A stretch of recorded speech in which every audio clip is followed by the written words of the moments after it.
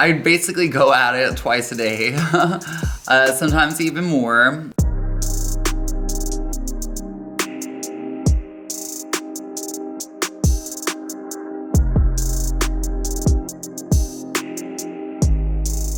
Hi, my name is Nicoletta Heidegger, and I'm a licensed marriage and family therapist specializing in sex therapy, and I also host a podcast called Sluts and Scholars.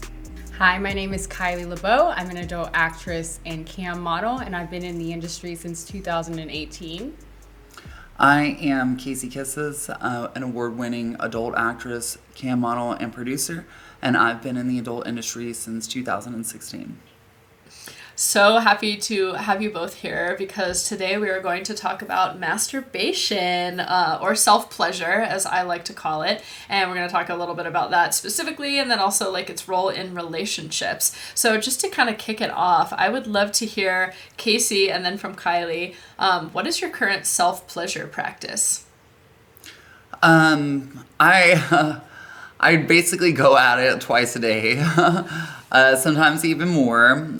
For the most part, I do masturbate mostly on cam, but I do a lot of it off cam, and we like to practice mutual masturbation as well.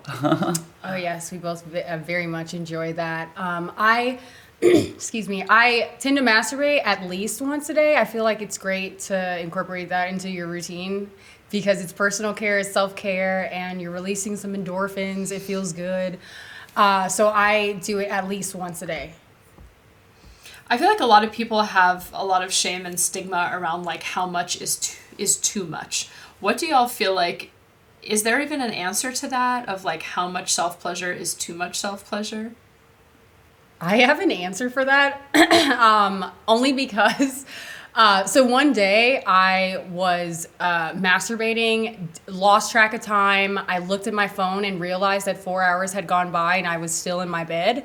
So I would definitely say that it can, if you don't have the restraint, it can definitely cause some time management issues. But I mean, if you're having a free day, Go at it, I guess. But I mean, it can cause some issues, I think, if you overstimulate. I think doing something or anything as to an excess is obviously not going to be a good thing. So at least that's my takeaway from it. Well, I'm hearing it's not the problem of the masturbation; it's the problem of you need to set an alarm. Yes.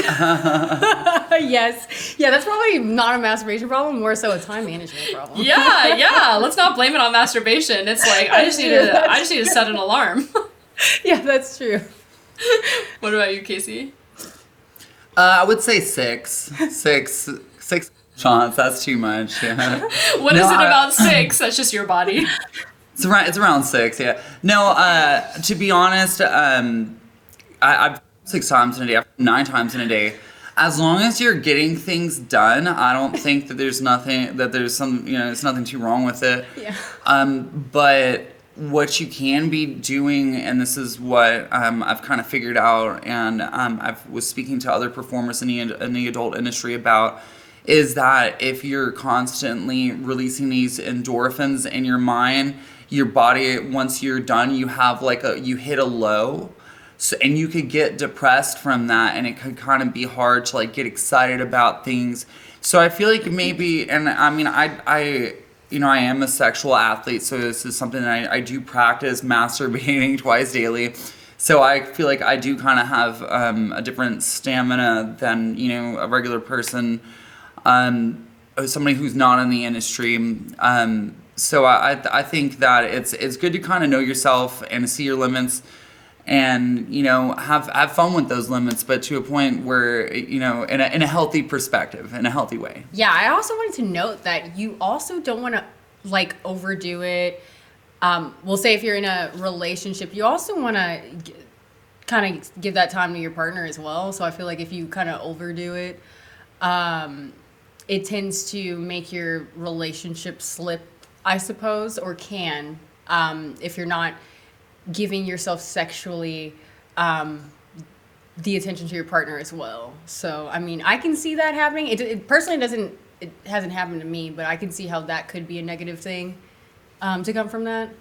Yeah, Try I think, having your partner jerk you off. Yeah, try mutual masturbation. I think there's a big difference between like wanting to pleasure just for like release versus like wanting to connect with a partner. And so I think it is important to like ask yourself, like, what am I looking to get from this experience, right? And if you're like just looking to get off, like you can do that on your own potentially, but there's so many other reasons why we maybe want to connect with our partner. Sometimes that includes orgasm, but like it can also be because you want to feel close, because you want to feel intimate, because you know, want to feel seen. And so I think even if you've like unloaded 6 times in the day and are feeling like there's none left to give that your partner in that way, there still might be other reasons to connect. But I think the reason I ask this, because I think a lot of people have shame about doing things too much in this way, and there's this sort of misnomer of like sex addiction or porn addiction.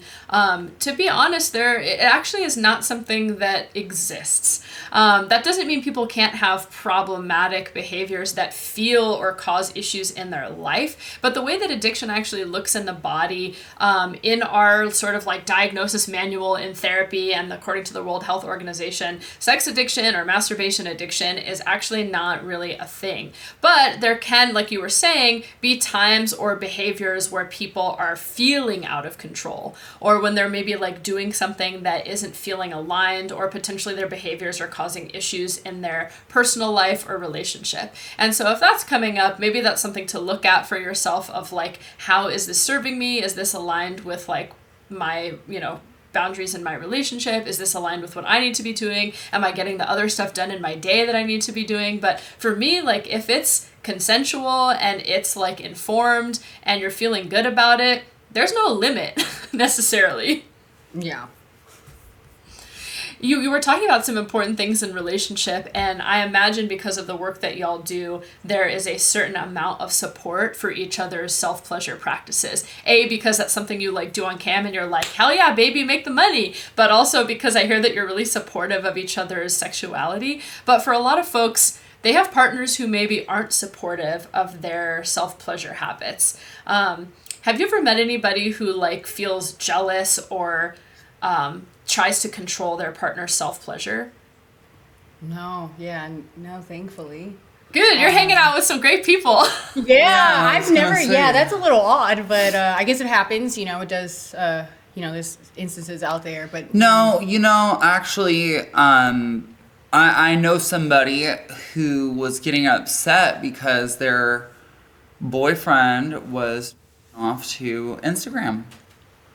Oh, I know I what was you're like- talking about. Yeah, I think that's, yeah. I was like, that's just ridiculous. Yeah. I don't understand that necessarily. But I you know, I I don't have a understand different, that. I have a different mindset. I'm very, very open minded. Like if she wants to Yeah. masturbate, like that's fantastic. I don't want to. Yeah.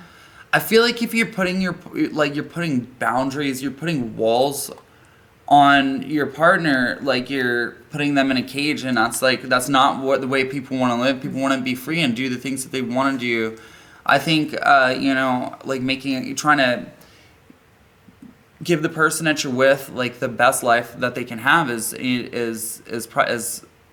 know, probably the most beautiful thing in a relationship. And Yeah, I don't want to restrict her pleasure in any way, so I'm completely open with hearing new things, trying new things. But as far as someone restricting you from masturbating, I don't think that's the right situation to be in personally.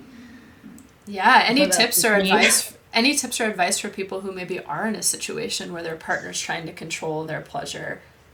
I feel like the advice that I would have for somebody in that situation that it's hard to kind of change other people. I mean, communication and compromises are always things that are healthy for a relationship, but I think that trying to change the way that somebody might react to things that you might be doing sexually, I mean, I don't think that's going to progress anywhere. No, personally, if that was to happen to me, I would leave. I wouldn't pursue But a I know relationship. that, you know, everyone's different. Not everyone's going to necessarily... Yeah, and everyone's situation is different. We don't really know everyone's relationship. So I would say if you are in an instance where I guess you can't leave, I would recommend putting yourself first. Obviously, putting your pleasure first. I personally wouldn't let someone restrict me from my own pleasure, and especially they can't guard you 24 hours. So if that's the case, I would, well, for one, I would recommend leaving. But two, if you can't get away, find some time for yourself. There's like plenty of instances where you are alone to pleasure yourself, and because you don't want to restrict yourself in any way. And I feel like in a lot of instances, it's not necessarily the partner that's restricting, but it's also you restricting yourself and wanting to have like a more personal experience. Like, I don't necessarily want my partner next to me while I'm masturbating. You know, sometimes I want to, you know, explore fantasies or watch porn and like flip through it and kind of do it in my own way. And I'm sure she feels the exact same way. So I think, and it's really important to kind of find personal space and a time to do it in a way that it's not, it's not like offensive to somebody else or embarrassing to yourself, because I don't want to be caught jerking off. Well, like, I'm proud of it. I love jerking off, and I sort of But want you're like, somebody this to is walk my in time. while This is my masturbating. time. yeah, and I think it's healthy to masturbate. I think it needs to be done, and it needs to not be something that people are ashamed of, because it can be incorporated into, you know, like a healthy lifestyle, you know, healthy living. Yes, absolutely. So I think having a pleasure practice is so important. And like you were saying, Kylie, there are actual health benefits from this on many different levels. So like psychologically, I think the benefit is that creating a pleasure practice, and this doesn't necessarily have to be masturbation, but like doing something that is just for your pleasure, is so important to your concept of yourself, meaning like your self-confidence, your feeling of deservedness, your feeling that you are able to like take up space and that you deserve pleasure. If you're having trouble carving out time and space for that, you may have some struggles with like confidence and really feeling like you're worth it. There's a really great author that I like who talks about this. Her name's Audre Lorde. She's passed now, but she's written some great works, and she talks about how self-care, especially for like marginalized folks and folks of color, is a really important thing to kind of say F you to a society or culture that like tells you you're not deserving of time and space and pleasure. And so really taking and owning this time for like, I deserve this, I deserve to have pleasure, is really key. But a lot of people have something called, there's this concept known as positive affect tolerance. And this is basically like, I don't know, you know how we all have like tolerances for when something is like triggering to us, when something is like going over the limit in a not good way. A lot of us also have a positive affect tolerance. Positive affect just means like the good things. And so a lot of us have a tolerance to the good things. And that can be coming from a place of we don't feel deserving. It could be from a trauma place. It could be that we maybe haven't been in situations where pleasure wasn't accompanied by something that was negative. And so some people have a low tolerance, meaning that they might struggle with compliments, they might struggle with receiving pleasure, they might struggle with taking the time for themselves and carving out time that's just for them. So there's a lot of psychological benefit to self-pleasure, sometimes through masturbation or just other pleasure of like, I deserve this, and it really can increase the mind, body, spirit sensation of confidence. And then just like physiologically too, there are these upsides to self-pleasure. It's can help increase mood. It can help increase like good health overall. But additionally, have y'all seen 40-Year-Old Virgin? Yes, of course. Okay, so Love there's it. there's like a scene where Steve Carell goes to the Planned Parenthood and he's like, is it true if you don't use it, you lose it? And like everybody kind of laughs, but there actually is something to that. So like our pelvic floor, the part that contains our genitals, like there's a lot of muscles and nerve endings in there. And so for people who aren't exercising that area, it's going to get out of shape. It can sometimes get out of shape to the extent of atrophy. Like if you break an arm and it's like stuck in a cast, you'll notice that after like the muscles are, you have to do physical therapy.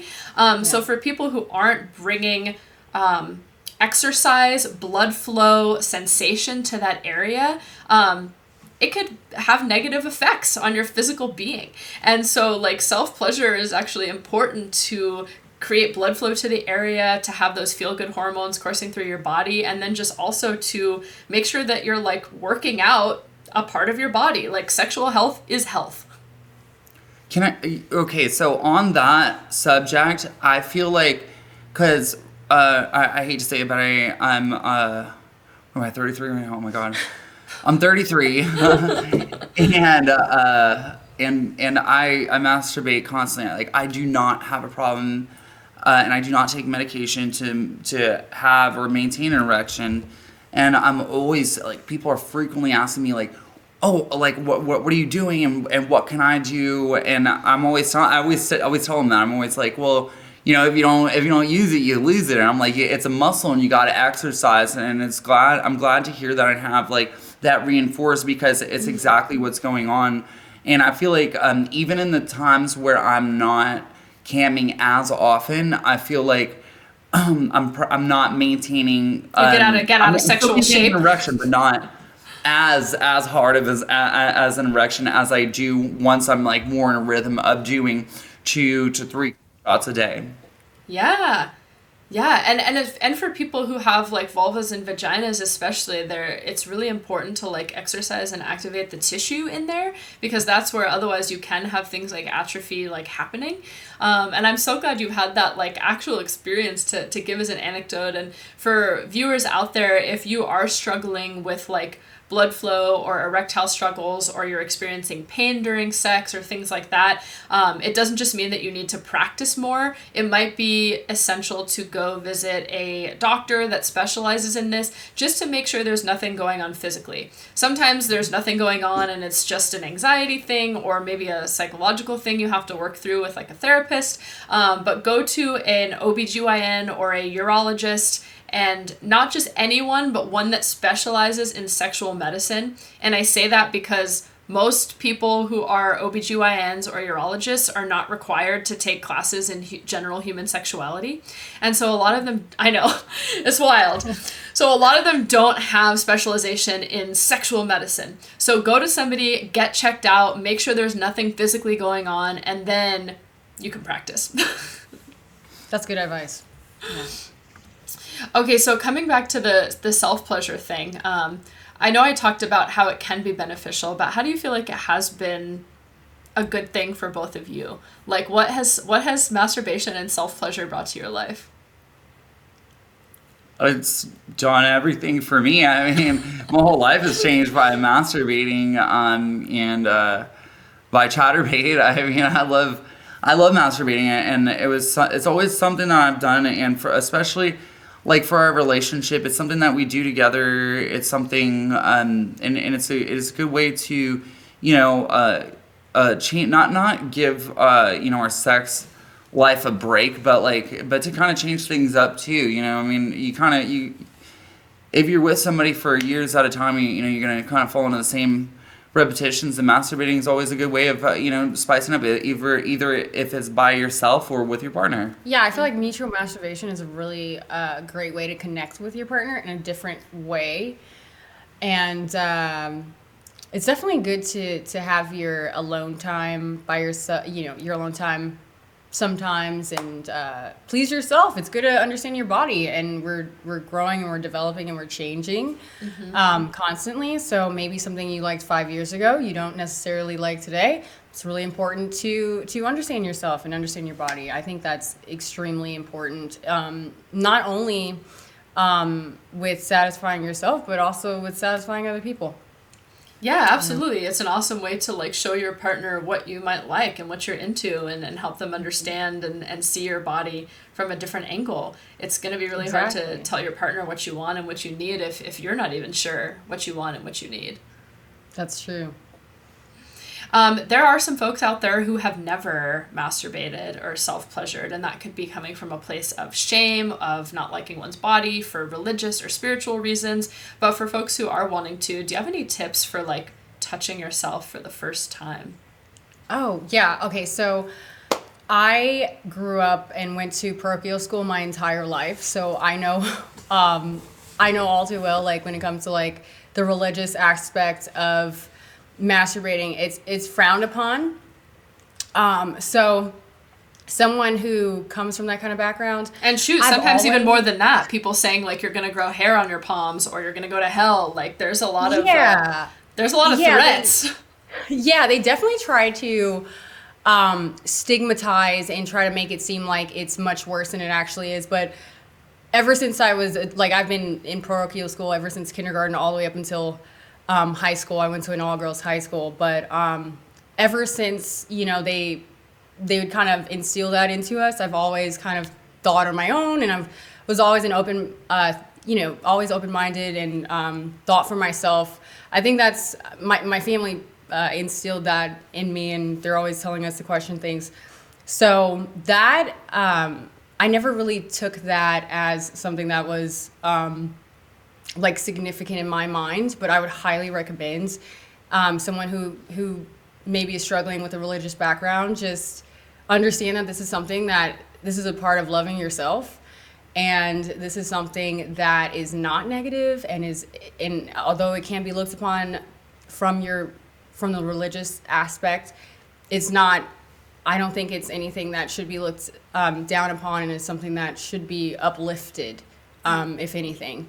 So I would just recommend just branching out and just doing your own thing. No one's going to know about it anyway. So explore yourself. You know, don't have those sort of restrictions upon you, even though you're being taught this.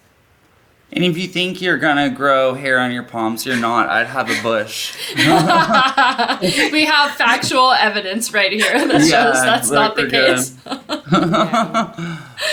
Yeah, but like I said, I think it's a really important practice just for like mind, body, spirit, and like if it does go against your religious and spiritual practices, that might be time to talk to a sex therapist to figure out like how can I explore pleasure in a non-shaming way, but that also like helps me maybe stay within the bounds of my own religious and spiritual practice, because I know it can be really hard to find that balance for some people.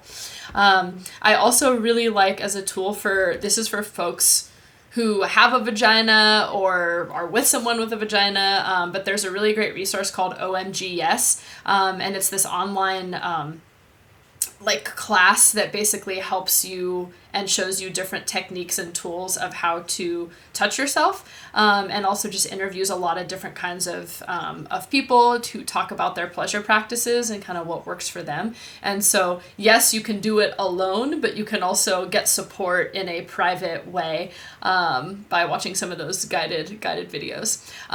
Any last tips for folks out there in terms of pleasure, self-pleasure, masturbation, or you talked a lot about mutual masturbation. Any last tips you want to share with folks?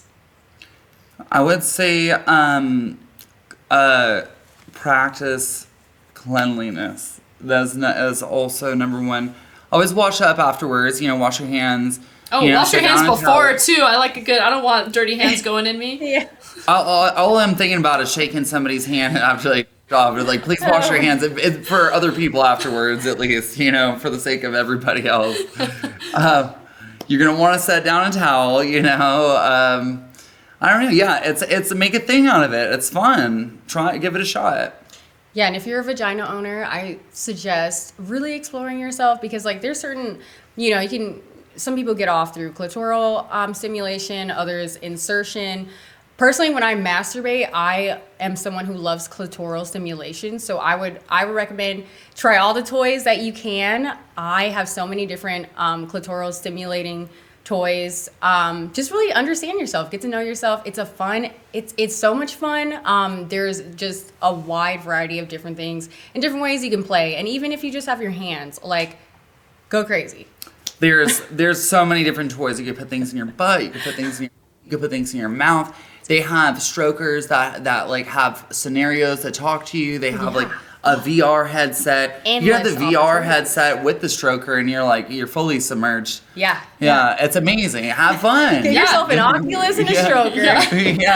Yeah, and look, you don't even have to touch your genitals. Try touching other parts of your body that feel good. And I think a lot of people, like, sure, orgasming is nice, but I think a lot of people put pressure on themselves that they need to orgasm as a part of masturbation or self-pleasure or during sex, and that they have to do it a certain way. And like, yeah, it can be a nice nice release, but I would really invite people to like do kind of what Kylie was saying and like explore. And instead of focusing on just the goal, focus on the sensation and the pleasure, and be curious and be adventurous of like, oh, what happens when I squeeze here? What happens when I scratch here? What happens when I pinch here? Just like go spelunking, you know, you don't need to focus on the end, like enjoy the process and be curious and see what you're into.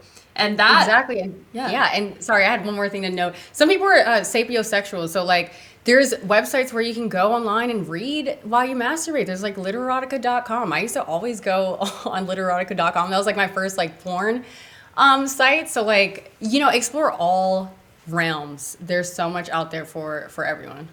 Yes. Okay. I have to say it's a sponsor of mine. I don't know if we're allowed to say this, but Dipsy.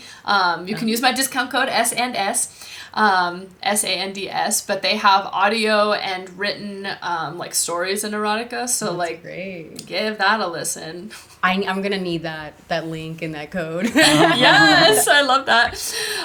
So y'all were talking about toys, and every body is different, and I know it's an investment, but I would invite viewers to like go and find what works for them. But do y'all have any favorite toys? And I like to call them tools, because like, yeah, they're toys, they're fun, but like they're tools, you know? We have tools like forks and knives and computers that like help us make things better and more efficient. Nothing wrong with sex tools. Do y'all have any favorite tools that you're currently using?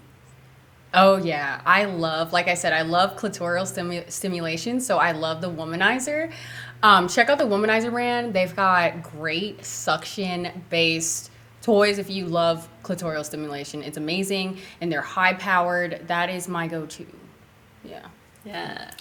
I like everything. I have strokers, I have double-sided strokers, I have vibrators, I have lushes, I have savacums. Dildos. Yes, we have silicone dildos, glass dildos. We have metal butt plugs. We have VRs. We literally have it all. As far as like favorites, it just depends on the time of day. Because like right now I could maybe want to, for maybe later tonight, and a bottle of lube is good enough for me, Yeah, what are you in the mood for? It changes. Yeah. You also, just quickly before we wrap up, talked about like self-pleasuring for the camera versus like self-pleasuring by yourself or with each other. How do you feel like your masturbation is different when you're doing it for camera versus in your own space, not being watched? Oh, that's pretty easy. I feel like I ham it up when I'm in front of the camera. I feel like when I'm really, truly masturbating, it's just mostly me laying there. I'm a little, I'm mostly quiet, but then like, I mean, obviously I start moaning, but I mean, it's not as played up for the camera, I would say, for sure. I don't ham it up at all. I'm just no, just relaxed. The only difference between me off camera versus on camera is the length. Like if I'm length for sure. Yeah, I can go for hours. No, I'm the opposite. I wanna and get on with my day. I wanna. There's a goal. Yeah, you're like, if I'm not getting paid for this, I only have a certain amount of time here. Yeah. Yeah. So I mean, if I do a lot more edging when I'm on camera. Not that it's not fun. It's just it can be frustrating if I'm horny before I get on, especially if I'm like before I get on camera, it happens a lot. I'm like super horny and I just want to before I get on camera, and I'm like I know this is bad because I'm gonna have to wait for all my goals to be completed before I can achieve my goal. For folks who don't know, what is edging? Edging is where you get close to and then you just let go and just stop. Yep, and it is probably one of the worst parts about being a cam model. I like it. I love it. Yeah. I love edging. Like I feel like it definitely builds up for a greater orgasm. But I can definitely see where you're just wanting to, and you just need a release. Blue balls is real. So okay, I don't understand that, but yeah. Actually, I heard get it. it's I wanna Like, and then Well, I this just is have to stop, pull her head off, and I'm just like, So as we're talking about self-pleasuring, I also think it's important to name this practice called semen retention. So there's also other movements called like the no-fap movement, which is people who abstain from ejaculating or self-pleasure or masturbation. There are lots of groups out there who will say, sometimes from a spiritual perspective, that this is sort of like holding on to your energy. Some people even say it helps them feel more clear-headed or brings them a lot of like health things. I don't personally know of any like real research that shows like real positive health outcomes for this, but I'm also not the boss of your body. And so if you would like to practice this or try this with yourself, there are definitely ways to make sure, and get some guidance that you're doing it in a risk-aware way as safely as possible. The one time I have an issue with this is when it's coming from a place of shame, that there's something about like giving into pleasure or giving yourself away, or that your sort of orgasm or your seed or whatever you want to call it, that there's some sort of like value to it, to where you feel bad about yourself for engaging in these practices. And that's when I can't get on board with it, because I feel like it creates this sort of aura of intense shame and a shame spiral. And then I find that people actually end up masturbating more, but it doesn't feel as good, and then they just go into this shame spiral. And so I'm not really a fan of that. I think there's a lot of other ways to get more in touch and more embodied with your pleasure that don't necessarily require you having to abstain.